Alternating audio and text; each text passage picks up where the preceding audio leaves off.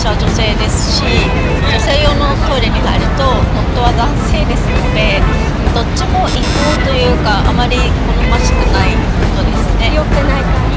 どうしてもそのトイレしかない時は入り口をブロックしていただいて、ビルの方とかが使っていいですよって言ってくださるんですけど、それもちょっと使いづらいなと思ってしまいます。ファミリートイレと言われる誰でも入れるトイレというのはなかなかなくて、いつも探すのが大変です。日本の場合は男性でも女性でも入れる多目的トイレという形なので、今更ながら日本のスタイルって異性介助にはとてもいいんだなと。日本のトイレの場合は薬があったりオストメイトがあったりたくさん設備が整っているのですが、海外はそうはいきません。でアメリカの場合も手すりがあるだけとか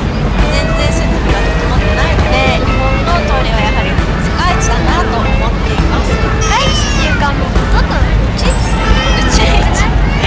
宇宙一だそうです。それぞれ障害の程度によって使い勝手とか違うと思うんですけど、例えば全然一人でお手洗い行けるっていう人には、男性用女性用の中に大きなお手洗いがあるっていう方が障害を気にせずいろいろなお手洗い使えると思うのでいいと思うんですが、私のような状態にとってはちょっと難しいかなと思います。一方でアメリカのすごいところは、どんなお店でもトイレがあれば車椅子も入れる。小さめのカフェとかレストランとか1個しかトイレがないところでは車椅子も入れるような大きめのトイレになっていて、日本の場合はトイレがあったとしても車椅子お手洗いであることは期待できないので、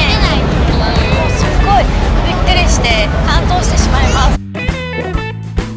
普段日本にいると日本のありがたみってちょっと薄れてしまうんですけれども、日本のトイレ使いやすくてすごいなって恋しくなります。